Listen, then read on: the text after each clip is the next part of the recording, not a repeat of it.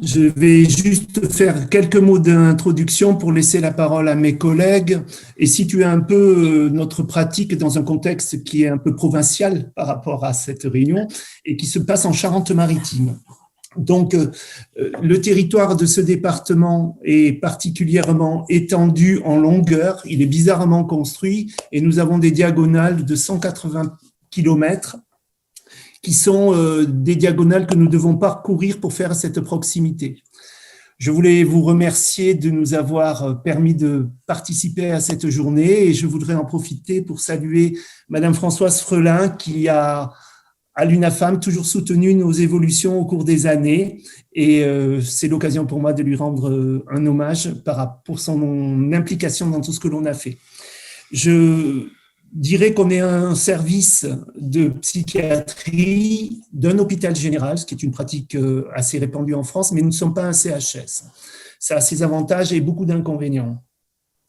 D'autres choses qui sont importantes à dire, c'est que nous avons 2/3 du personnel de notre établissement qui est déjà sur l'ambulatoire au moment où survient la crise du Covid. Et nous avons une pluriprofessionnalité particulièrement développée au cours des années, puisque nous avons 19 ergothérapeutes, 10 neuropsychologues, 3 ans et demi de psychologues de la santé, psychogérontologues et psychopatho. Nous avons aussi des assistantes sociales, mais l'effectif global de notre équipe de psychiatrie pour 200 000 habitants est de 190 personnes, comptant les personnels de l'hygiène, les ASH, les secrétaires. Et les gens sur le terrain sont majoritairement des infirmiers et les autres professions que j'ai décrites précédemment. Cette organisation nous a permis de créer des CMP pivots et beaucoup d'antennes du fait de la distance et de créer une dynamique de responsabilité territoriale où un certain nombre de professionnels peuvent répondre à proximité depuis plusieurs années, depuis 1995, on a commencé à faire ce travail-là, à proximité du domicile des personnes et de leurs familles.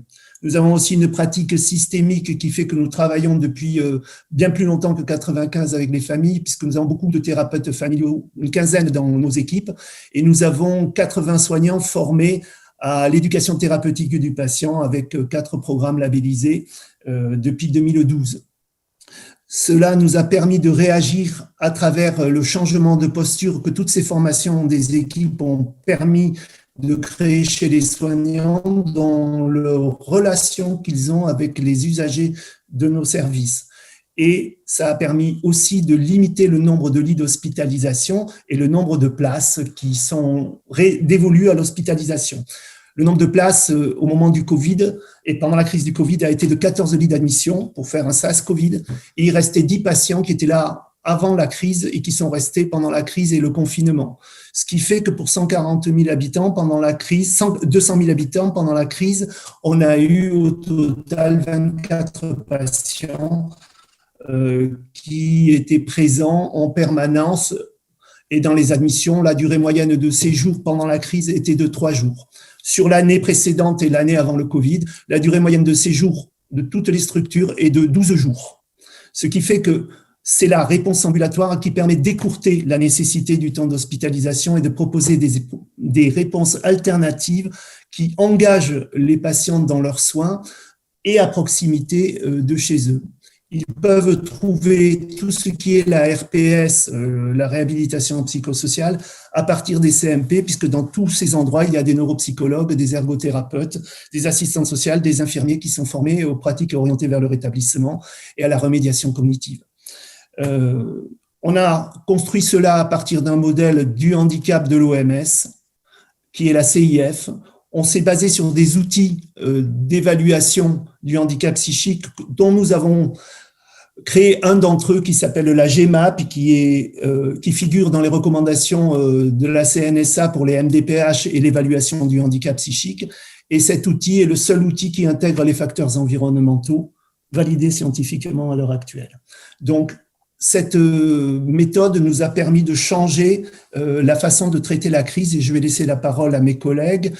C'est aussi le signe que ce travail n'est pas le travail d'un médecin ou d'une logique, mais un travail d'un collectif et de toute une équipe. Et c'est pour ça que mes collègues qui sont présents représentent aussi toute cette dynamique des autres professionnels que les médecins dans un travail sur le rétablissement où le médecin porte malheureusement encore trop souvent l'image de la pathologie, de la stigmatisation par la pathologie et pas suffisamment l'image de quelqu'un qui s'intéresse aux compétences et aux pratiques orientées vers le rétablissement et la diminution des restrictions de participation.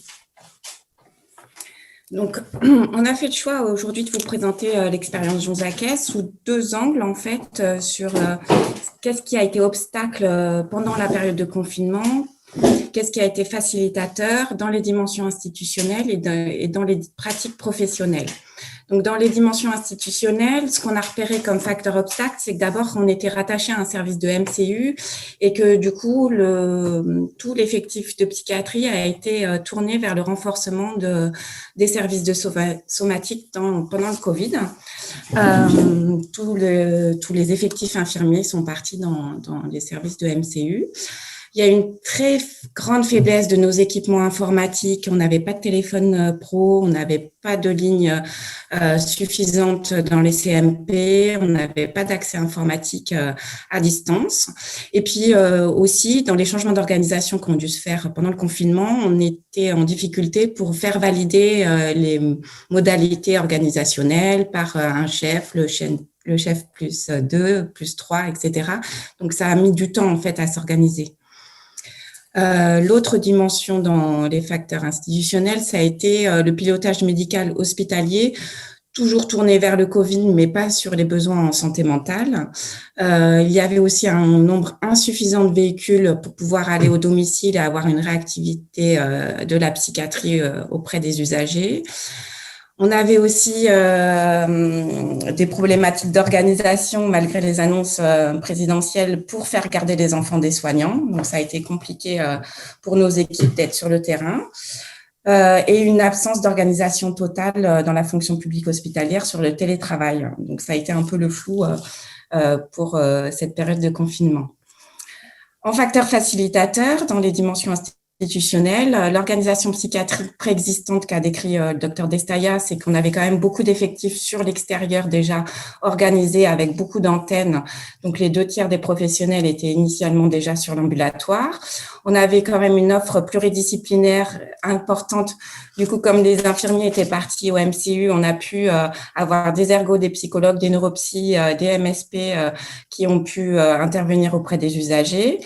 Et quand même, on avait comme 2 équipes mobiles déjà qui étaient bien installées sur le territoire, un SAMSA handicap psychique, l'équipe ESPER de Julien Bonilla et aussi une équipe EMPP qui a maintenu ses interventions. Enfin, on avait aussi mis en place, à la demande de l'ARS, mais aussi une initiative du pôle des permanences téléphoniques 24 heures sur 24 et 7 jours sur 7 pendant le confinement. La mutualisation que le docteur Destaya a parlé a permis quand même de réorienter tout ce qui était admission vers un seul service et donc de réduire le nombre de lits et réduire aussi le recours à l'hospitalisation de façon systématique. Et une chose un peu concomitante, c'est que notre GHT a permis d'avoir des outils un peu plus technologiques qui étaient fortement nécessaires, comme des logiciels comme TIS pour pouvoir organiser les visios, des smartphones, et puis des logiciels interprofessionnels partenariales qui est Paco Globule que notre ARS développe aujourd'hui. Donc l'idée, c'était aussi de présenter aussi ce qui s'est modifié des pratiques professionnelles à cette période-là. Il y a quand même eu pas mal de facteurs facilitateurs, contrairement à ce qu'on aurait pu penser au départ, qui était qu'on était déjà centré sur le fait d'aller beaucoup au domicile. Et là, le fait qu'on réfléchissait à l'idée que les gens ne viennent pas se contaminer dans les lieux de soins de type CMP où il y avait beaucoup de gens qui pouvaient y être, a augmenté encore plus le nombre de VAD.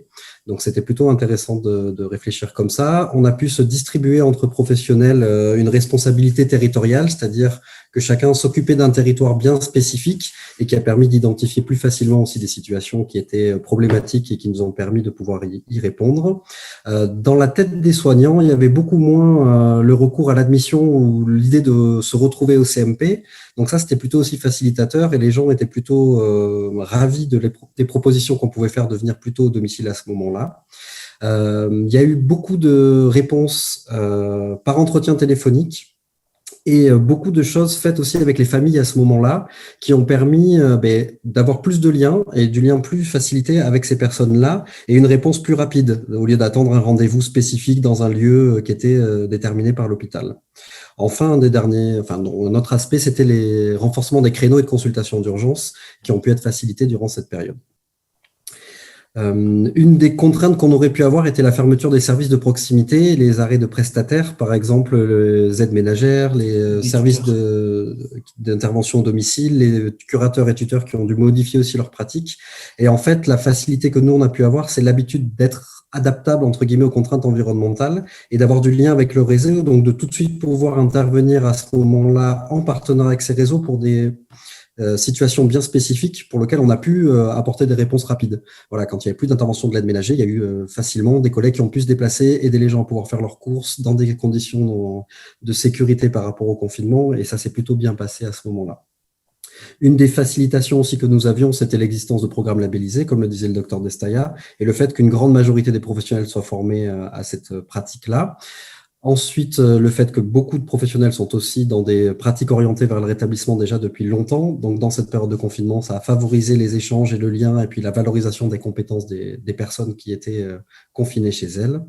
Et enfin, ça a mis en évidence l'intérêt de la coordination de parcours qui était surtout portée par les équipes du SAMSA et ESPER. Et à ce moment-là, on a pu percevoir l'intérêt de la circularité de l'information et des outils qui nous ont permis de pouvoir le faire beaucoup plus facilement. Enfin, les dernières choses qui étaient importantes, c'était que forcément la première réponse qui était proposée était la mobilité, en tout cas l'entretien téléphonique et si besoin d'intervention, la mobilité. Et ça a été beaucoup renforcé durant cette période et les gens étaient plutôt très preneurs de cette disposition-là. Le MPP a pu à ce moment-là faire beaucoup de liens avec la passe mobile qui existe sur l'hôpital général et donc développer des maraudes de précarité et développer le partenariat entre eux. Donc ça a été aussi un élément facilitateur. Et ça, je l'ai un peu dit tout à l'heure, mais c'était l'occasion de pouvoir le systématiser dans cette intervention. L'augmentation du partenariat systémique avec les familles. Ça a été extrêmement important parce que ça a permis de valoriser la solidarité familiale de crise et que les familles elles-mêmes puissent découvrir en fait leurs propres compétences où par moment elles pouvaient imaginer que c'était souvent, elles étaient en difficulté ou qu'elles n'avaient pas forcément les réponses à certaines situations problématiques. Et durant cette période où elles ont été obligées de réfléchir un peu différemment, et nous aussi, ça nous a permis de trouver de nouvelles stratégies, de nouvelles solutions et qu'on essaye de continuer à mettre en œuvre aujourd'hui. D'autres aspects facilitateurs dans ces pratiques, ça a été le soutien de certains partenaires de type, particulièrement les GEM, et c'était assez intéressant parce que dans les GEM, il n'y a normalement pas de soignants, et là, ça nous a permis vraiment d'être en partenariat avec eux, et eux, ils ont développé aussi un certain nombre de pratiques qui ont permis aux gens de continuer à fonctionner du mieux qu'ils pouvaient durant cette période, mais sans avoir recours à des professionnels de santé.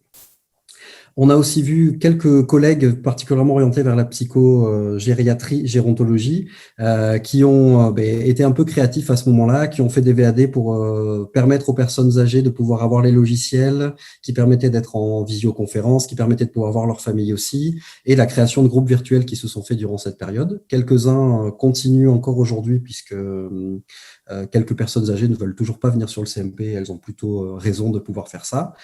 Il y a eu aussi une meilleure perception des compétences et de l'empowerment des personnes par les soignants. Et ça a été vraiment quelque chose qui a été significatif de la part des professionnels de santé à ce moment-là. Et enfin, un des derniers aspects est aussi la découverte de l'efficacité du place and train, et c'est-à-dire que les personnes avec des troubles du spectre schizophrénique, en fait, ont pu par moment dire, en fait, nous, ça change pas trop nos habitudes par rapport à ce qu'on a l'habitude de vivre. C'est plutôt vous qui êtes obligés de vous adapter à la manière dont nous, on a l'habitude de vivre. Et ça a été une manière pour les professionnels de santé aussi de se rendre compte que finalement, quand on était confronté à ce genre de situation, on était obligé de réfléchir à des solutions et que déjà, les gens avaient déjà des solutions auxquelles ils avaient déjà réfléchi en amont. Donc, ça a permis de valoriser un peu cette manière-là de fonctionner. Bon, il y a eu quand même quelques facteurs obstacles, et il faut bien les présenter aussi. Quelques partenaires qui restaient dans l'idée de la résolution de crise toujours par l'hospitalisation, sans penser à d'autres alternatives. Donc là, ça nous a valu quelques heures de téléphone par moment, en incluant tous les partenaires. Donc, c'était la multiplication du nombre d'appels par journée, mais c'était le boulot à ce moment-là. Le fait que les hospitalisations qui ont eu lieu à cette période-là se sont beaucoup faites sous contrainte, soit en péril imminent, soit en demande à la représentante de l'État. ce qui nous a beaucoup complexifié quand même la possibilité de travailler avec les personnes et puis les sorties surtout. Et puis, une représentation qui était un peu erronée de l'idée que parce qu'on voyait pas les gens physiquement, on faisait moins de liens, ou en tout cas, on arrivait moins bien à faire du lien avec eux, ou à moins être dans l'échange. Et ça a été vraiment contrecarré durant cette période-là, avec l'idée que par moment, c'était plutôt facilitateur d'avoir une réponse rapide, même téléphonique, plutôt que de programmer une VAD à 2, 3, 5 jours après, même si ça n'empêchait pas de pouvoir la programmer derrière, mais le fait d'avoir une réponse téléphonique rapide, c'était plutôt facilitateur. Il faut aussi aborder, après le confinement, les dimensions institutionnelles qui se sont mises en place avec toujours des facteurs facilitateurs et obstacles. Dans les dimensions institutionnelles, ce qui a été plutôt facilitateur, c'est que l'expérience de cette pratique-là durant cette période, ça a été pérennisé pour la plupart, avec vraiment une valorisation de ce qui s'est passé durant cette période et l'augmentation de la philosophie qui était déjà présente au sein des équipes dans le centre hospitalier de Jonzac. La découverte aussi de la compétence et de l'inventivité des agents face à la crise par l'encadrement, et ça c'est important à préciser, c'est-à-dire que par moment, c'est difficile de pouvoir faire valoir une compétence et que ça doit être validé, ce qu'on disait tout à l'heure, par le cadre sup, etc. Là vraiment, il y a eu une découverte que c'était plutôt bien de laisser un peu de liberté aux professionnels de santé et de voir que les réponses étaient plutôt positives et les retours aussi. Et par la suite, du fait de ce fonctionnement-là aussi, une participation accrue de l'encadrement à l'organisation des équipes mobiles pour favoriser leur dynamique d'accompagnement. Il reste et il perdure quelques obstacles qu'il ne faut pas nier non plus. Toujours la priorité donnée aux structures de prise en charge somatique et avec l'idée que tout est centré sur l'hôpital, par l'hôpital, pour l'hôpital. Et ça, c'est toujours des choses sur lesquelles nous sommes en train de batailler pour permettre qu'il y ait une vision un peu différente qui existe. La priorisation des réponses somatiques hospitalières, souvent, qui est favorisée, et la restitution tardive des effectifs, c'est-à-dire même confinement fini, il a fallu beaucoup de temps pour récupérer les effectifs infirmiers pour qu'ils reviennent dans les équipes, et on a récupéré la majorité des effectifs en juillet. Donc ça a vraiment été une contrainte aussi pour permettre de faciliter ça, surtout que durant cette période, eux ont été épuisés de la manière dont le Covid a été géré, et puis les équipes étaient aussi en demande en psychiatrie de pouvoir avoir un peu de réconfort et de retour parce qu'on n'était pas nombreux à pouvoir assurer ces missions-là durant cette période. Et ça a permis aussi de la mise en évidence du défaut de moyens matériels. Alors là, on doit avouer qu'avec la reprise depuis septembre, c'est un peu mieux parce qu'on a quelques moyens matériels et humains qui augmentent pour les réponses ambulatoires. Donc là, on est plutôt dans une période favorable aujourd'hui par rapport à ça. Une des grosses contraintes toujours présentes mais qui commence un peu à se résorber, c'est l'idée de toujours penser les activités de soins à l'intérieur des murs du CMP ou dans des locaux spécifiques à l'hôpital. Alors là, on est en train de passer un cap sur l'idée qu'il y a plein de choses qu'ils peuvent faire en dehors, d'associer les associations, les partenaires multiples et variés qui existent sur le territoire. Et enfin, ce qui reste un peu difficile toujours, c'est la mise en place des protocoles sanitaires qui limitent les possibilités d'accueil, donc qui font que quand même, il y a des personnes qui n'ont pas trop envie qu'on vienne envahir leur domicile par moment, et donc l'idée de réfléchir à des nouveaux endroits. Un des endroits qu'on aimait bien utiliser, c'était d'aller au café. J'ai dit au café et pas au bar. Mais malheureusement, effectivement, dans les contraintes sanitaires, ça devient des fois compliqué de pouvoir avoir des lieux un peu comme ça. Après le confinement aussi, on a vu des effets sur les pratiques professionnelles. Donc, ce qui a été facilitateur, c'est qu'on a vraiment réalisé et découvert que les compétences des personnes accompagnées, ils avaient eu une très bonne adaptation à cette période de confinement et ça a valorisé leurs compétences. On a réalisé des bilans de déconfinement avec chaque usager qu'on suivit. Toutes les équipes sont mises à intégrer la volonté des usagers à construire un nouveau plan d'accompagnement, un nouveau plan de soins pour mieux intégrer leurs besoins dans les projets d'accompagnement et de soins. Donc, on a vraiment eu aussi un changement de regard des équipes sur comment intégrer mieux la parole des usagers et des patients qu'on suivait. Et du coup, ils ont aussi découvert leur capacité d'empowerment et renforcé aussi leur parole et leurs droits. Et ça a été un bon impact sur les pratiques professionnelles. Le domicile, ça a été quand même un lieu privilégié pour recueillir ces périodes. Pendant ce bilan de déconfinement, en fait, des équipes qui étaient plutôt hospitalo-centrées sur des hôpitaux de jour ont découvert un domicile des usagers et aussi ont pu voir la parole des usagers comme plus importante que leur propre représentation.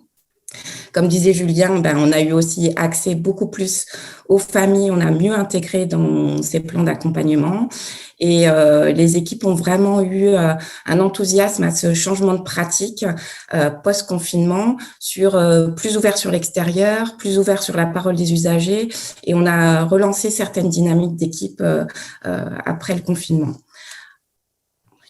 En facteur obstacle, malgré tout, c'est qu'il y a encore des conflits cognitifs sur des représentations de soignants centrées sur la maladie psychiatrique et qui ont pas toujours le réflexe de voir les compétences des personnes. Il y a encore une remise en question il y a eu une remise en question de la pertinence des soignants. Certains soignants avaient une représentation sur s'il n'y a plus d'offres de soins, les patients vont être perdus. En fait, pas du tout. Ils ont eu quand même une bonne adaptation et ça a aussi remis en question certaines pratiques de patients et une vision des soignants différente sur l'importance de leur place. Par contre, ça a créé aussi un peu d'instabilité dans la tête des soignants parce que du coup, il fallait redéfinir une place. Tous les ateliers qui étaient mis en place en groupe, etc. Comment proposer une offre de soins plus adaptée à cette période post-Covid en maintenant des gestes barrières, en redéveloppement des activités sur l'extérieur, en respectant les gestes barrières imposés. Et enfin, il y a toujours une posture stigmatisante qui reste, mais qui évolue dans le bon sens, on trouve dans les équipes. Pour conclure, on dira que le confinement a donné un coup d'accélérateur au virage ambulatoire, pour reprendre le mot de Monsieur Laforcade, qui était notre directeur général de l'ARS Nouvelle-Aquitaine. Ceux qui ont été les hôpitaux de jour ont explosé parce qu'ils se faisaient dans un seul lieu, plutôt hospitalo-centré, et ils ont reproposé des activités sur les lieux de proximité, ce qui fait qu'ils ont démarché plusieurs partenaires du territoire. Et entre la carte du début et la carte d'aujourd'hui, de nombreuses antennes se sont développées un peu partout dans le sud du département et les animateurs et les acteurs des activités d'hôpital de jour vont proposer dans les municipalités où vivent un certain nombre de patients des petits groupes ou des actions au domicile ou des actions virtuelles, mais ne restent plus dans un lieu à attendre la consultation et donc vont au-devant des questions et des problématiques posées par les usagers.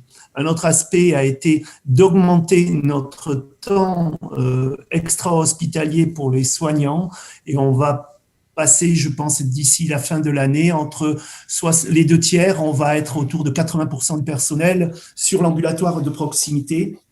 Un dernier élément qui a permis cela, c'est aussi de s'apercevoir que les activités de soins qui sont rapportées à la maladie sont moins demandées par les patients qui, de façon chronique, sur des années, venaient dans des ateliers qui justifiaient l'activité et les formations des soignants.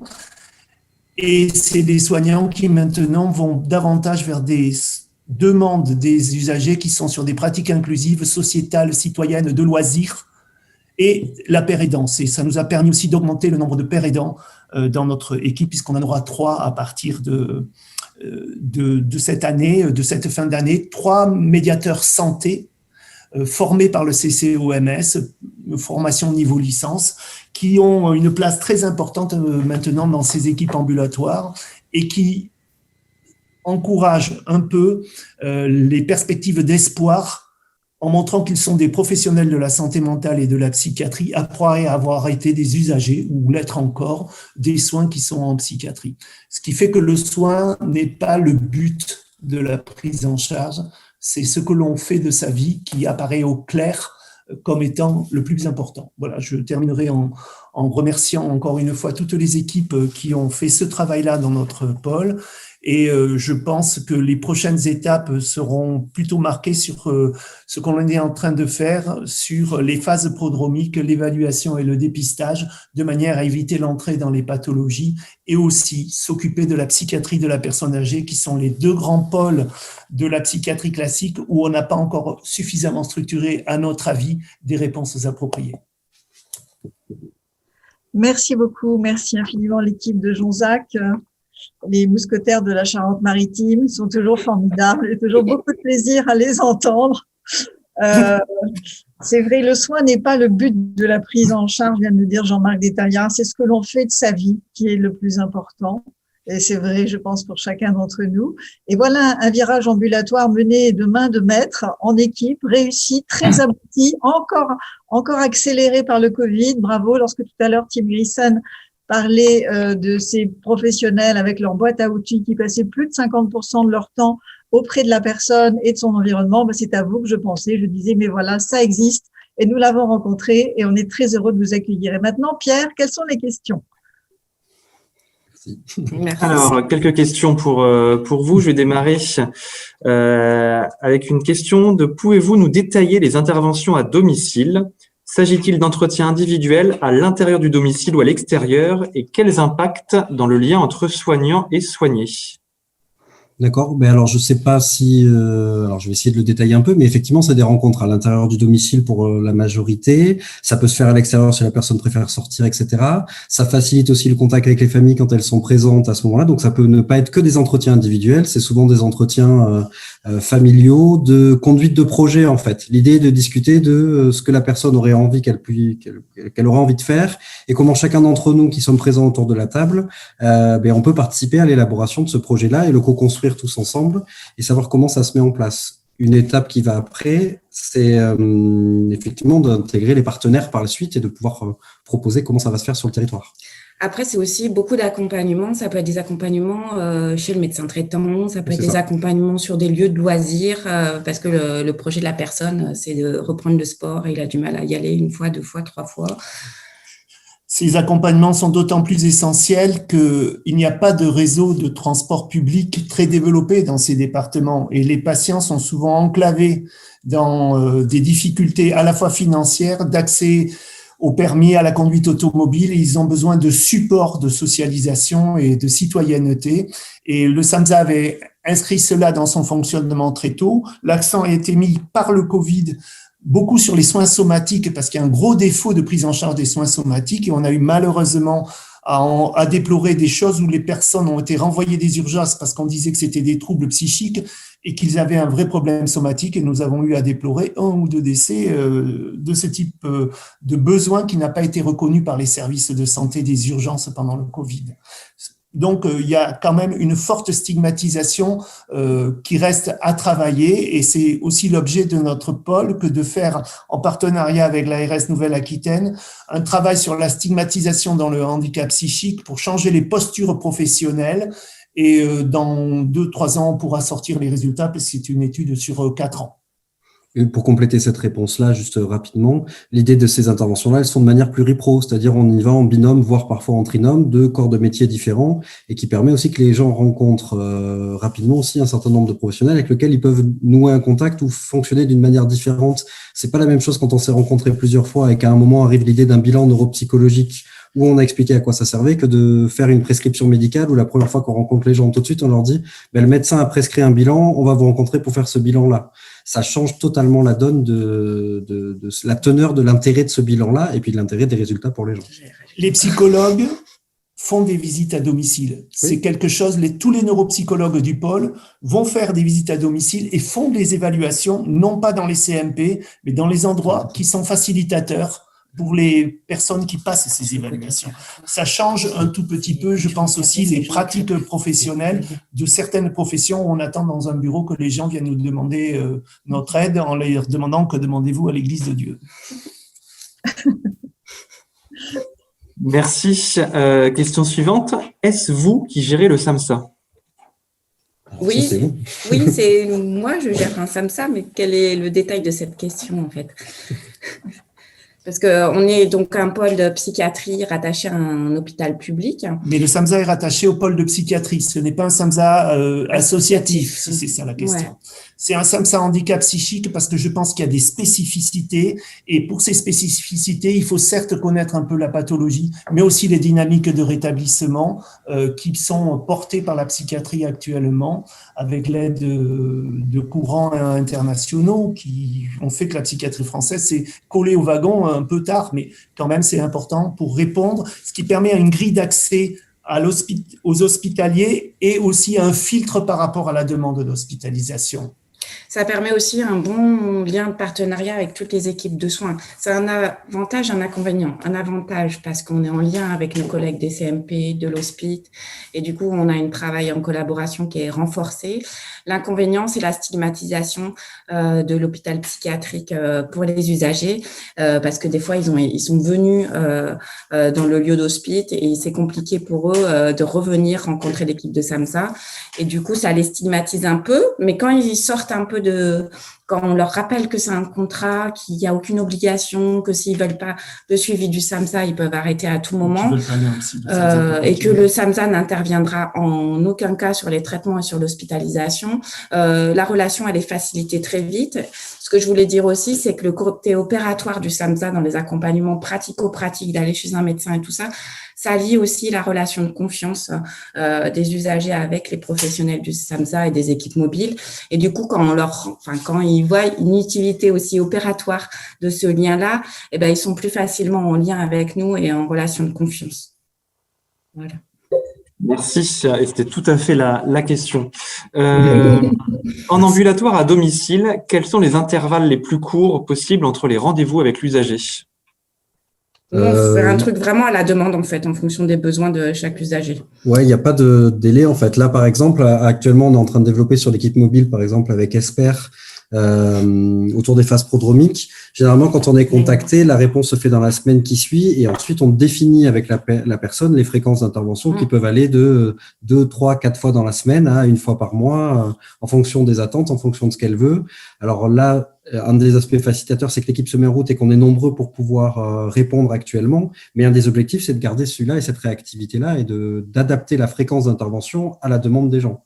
Et pas l'inverse, que ce soit pas un créneau où on dise on n'a pas de place avant 3 semaines et on peut pas vous recevoir avant 3 semaines. L'avantage, c'est qu'on a aussi des téléphones portables pro et du coup, les usagers, en fonction des besoins aussi, ils peuvent interpeller leurs référents pour pouvoir, là, tel jour, j'ai tel rendez-vous, est-ce que vous pouvez m'aider, m'accompagner, j'ai telle démarche à faire pour la semaine prochaine, je viens de recevoir mon dossier de MDPH.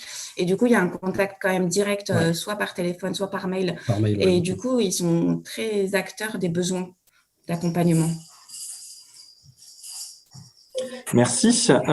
Question suivante. Comment ont été intégrés les usagers et leurs proches pendant cette période et avez-vous recueilli les avis des usagers? C'est le bilan de déconfinement. Ouais. Donc, pendant le confinement, il y a eu quand même beaucoup de contacts téléphoniques, disait Julien, des usagers et aussi avec les familles, parce que les familles ont nos numéros et du coup ont pu nous interpeller sur des situations un peu compliquées familiales ou des usagers. Et puis après le bilan de déconfinement, ça a été vraiment la place de la parole des usagers dans leur intervention, comment on allait reprendre avec eux, quels besoins en soins ils avaient repérés, quels besoins en accompagnement, quelles fréquences.